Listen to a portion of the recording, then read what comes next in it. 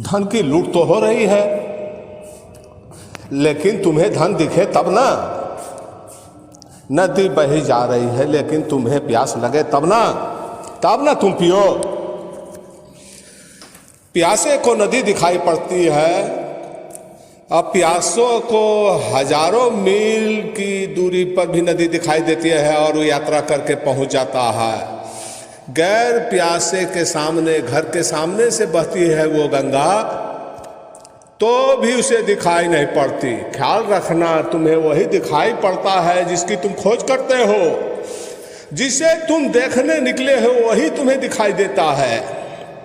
कहते हैं जब चमार रास्ते पर चलता है तो लोगों को देखता है तो उसे सिर्फ लोगों के जूते दिखाई पड़ते हैं।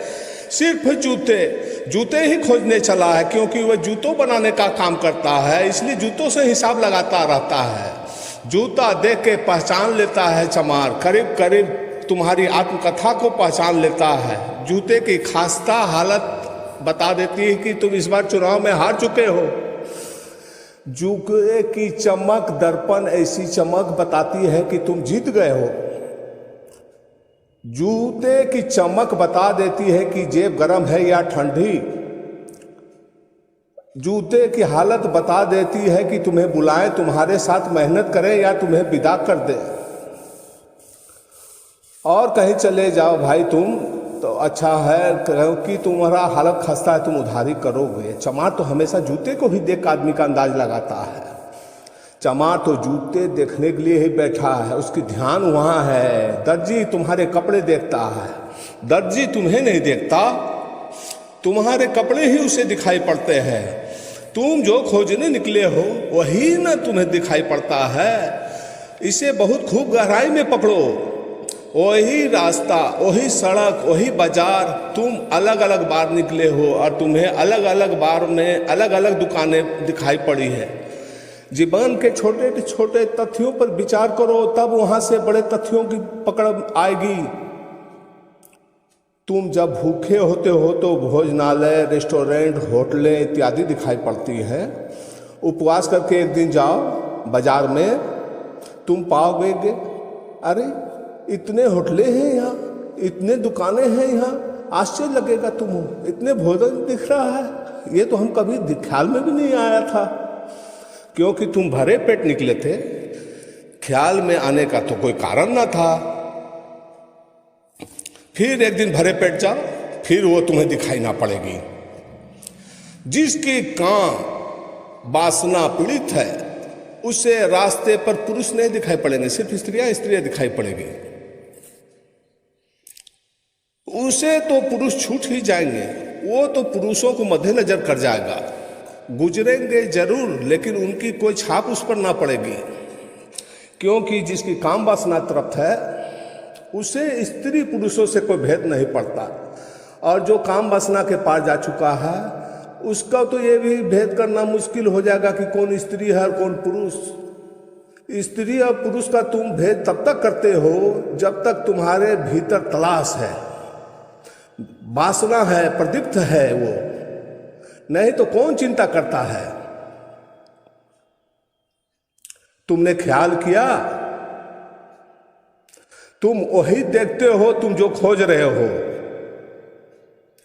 तब तो पलटू दास जी कहते हैं कि बाजार में तो लूट हो रही है, सामने ढेर लगी है, लूट सको तो लूट लो। खड़े खड़े क्या देख रहे हो बंधु? लेकिन जब खड़े खड़े जो देख रहा है उसे धन दिखाई नहीं पड़ रहा है, उसे वहां कुछ भी दिखाई नहीं पड़ रहा है। ये भी हो सकता है जो लूट रहे हैं उसे वो पागल मालूम होते हो। जब उसे धन दिखाई नहीं पड़ता और लोग टूट पड़ते हैं तो वो लोग इसे पागल ही ना समझेंगे। ये किस चीज पर टूटे पड़ रहे, यहां तो कुछ भी नहीं है। उससे लगेगा ये सब मन की कल्पना की जाल में पड़ गए हैं। ऐसा होता ही है, जैसे तुम यहां बैठे हो, जो लोग यहाँ नहीं है वो तुम्हें पागल समझेंगे, वो तुम्हें पागल ही समझेंगे। वो कहेंगे कि ये किस कल्पनाओं में और सत्संग में पड़ा हुआ है। यथा जगत को देखो, किस सम्मोहन में और साधु फाधु के फेरा में पड़ गए हो।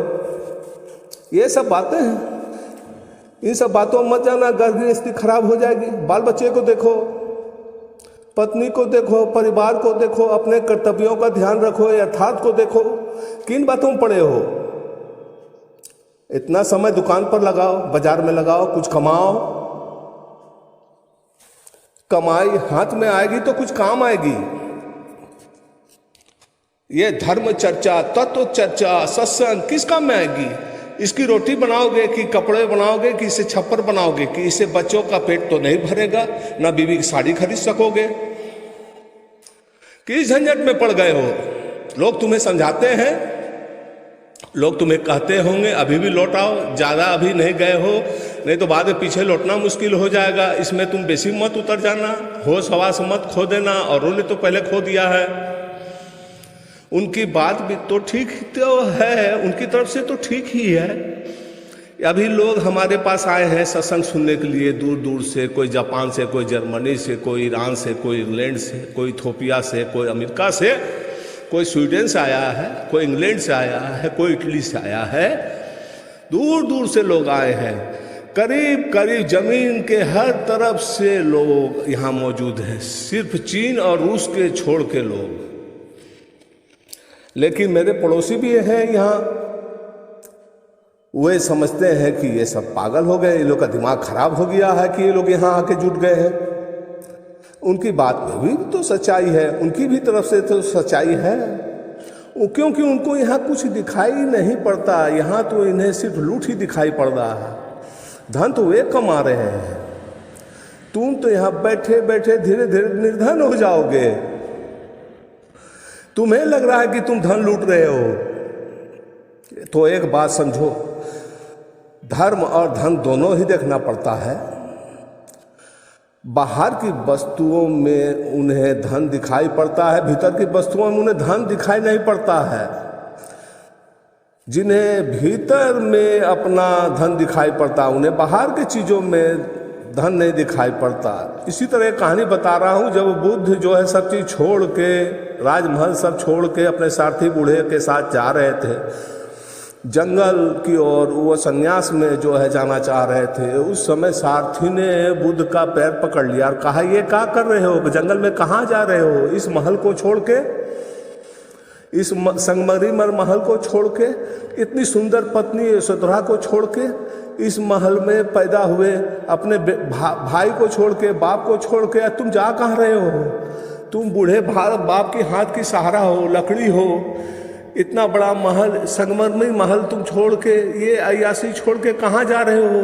तुम बेकार जंगल में जा रहे हो। मैं बूढ़ा हो गया, मैं बहुत जंगल देखा हूँ, वहाँ कुछ भी नहीं है। और तो दुनिया तो महलों की तरफ जाती है, तुम इधर कहाँ जा रहे हो? तुम महल छोड़ के जा रहे हो। कौन नहीं जो राजा नहीं होना चाहे, और राजा होना तुम्हारे हाथ में है, तुम छोड़ के जाने लगे। बूढ़ा रोने लगा। सारथी उस बूढ़े को ठीक ही कहता है कि जंगल में उसे कुछ दिखाई नहीं पड़ता है, उसे तो सब महल में ही दिखाई पड़ता है। गरीब आदमी का धन महल में मालूम होता है, नहीं तो किसी अमीर को समझ में आता है कि महल में असल में कुछ है नहीं। ये अनुभव किसी अमीर के हिस्से में उतरती तो समझ में आता। बुद्ध हंसते हुए कहे सारथी को, तुम्हारी तरफ से तो ठीक है, लेकिन मेरे तरफ से तुम अपना भाव मत रखो। सारथी को जो है वो कहा कि तुम हमें यहाँ से विदा होने दो।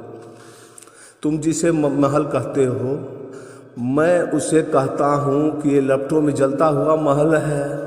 तुम मुझे जाने दे सारथी, क्योंकि ये महल लपटों में जल रहा है और कितनों लोगों को खाक कर देगा। वे लोग सब मेरे वंशज वहाँ खाक हो गए, मुझे भागने दे, मैं जंगल में जाना चाहता हूँ।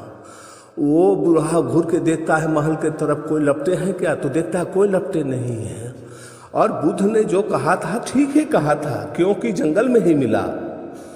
जो परम धन था वो बैठ के जंगल में ही मिला। वो 6 साल के अथाह खोज के बाद एक दिन निरंजना नदी के तट पर बट वृक्ष के छाया में बैठ के उधम बरसा। एक अदृश्य धन है, तभी तक अदृश्य है जब तक तुम्हारी आंखें बाहर फंसी हुई है। उसी दिन दृश्य हो जाएगा जिस दिन तुम्हारी आंख ही बाहर से मुक्त हो जाएगी और अपने अंतर मन में झांकेगी। तुम कहते हो भागवत धन की लूट हो रही है, जो चाहे सो ले। ठीक कहते हैं, 100% ठीक कहते हैं। यहां चाहना ही पर्याप्त है लेने के लिए, जो चाहे सो ले, कोई रोक नहीं रहा है। समाधि का धन ऐसा है, उसे कोई तुम्हें रोक नहीं रहा, तो उसमें तुम्हें कोई बाधा नहीं डाल रहा है। इसलिए जितना मन है लूट सके तो लूट। जो तुम्हें मिलना तुम्हें एकदम आसान नहीं है, उस पर तुम टूटे पड़ रहे हो, वो बाहरी धन है। और जो मिल भी गया अगर, तो वो भी कुछ मिलेगा नहीं, तुम उस पर टूटे पड़ रहे हो, उस पर लूट मची है। और जो धन कोई भी छीनने को नहीं मालूम होता है, जो धन इतना है सभी को मिल जाए तो भी न्यून नहीं होगा। उस धन की तरफ तुम जा भी नहीं रहे हो, तुम सब भागे जा रहे हो बाहर की तरफ। और तुम्हारा धन तुम्हारे भीतर है, तुम्हारा धन तुम हो, तुम्हारे होने में तुम्हारी सत्ता है, तुम्हारे सुन में, तुम्हारे मौन में तुम्हारा धन है, तुम्हारे अस्तित्व में समाया है धन। तुम खजाना लेके आए हो, चाबी भी तुम्हारे पास है, लेकिन तुम इस चाबी को कभी भीतर की तरफ नहीं लगाते, हमेशा बाहर की तरफ लगाते हो। ये आंखें भी जो बाहर की तरफ भाग रही है, वो दूर समुंदर तक चली जा रही है, वो आंखें लौट कर अपने धन को खोज लेगी।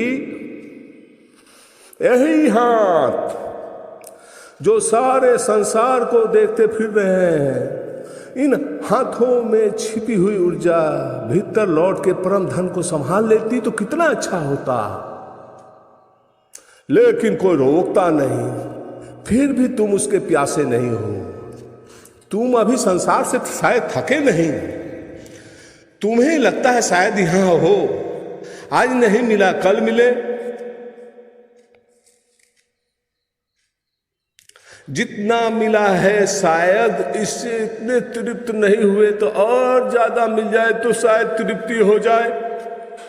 10,000 है तुम्हारे पास तो तुम सोचते हो 10 लाख हो जाए तो शायद तृप्ति मिल जाए, और 10 लाख से जब हो जाएगा तो फिर बोलेगा कि 10 करोड़ हो जाएगा। ऐसे मन का कोई अंत नहीं है बंधु, मन का आंकड़ा बढ़ता जाता है।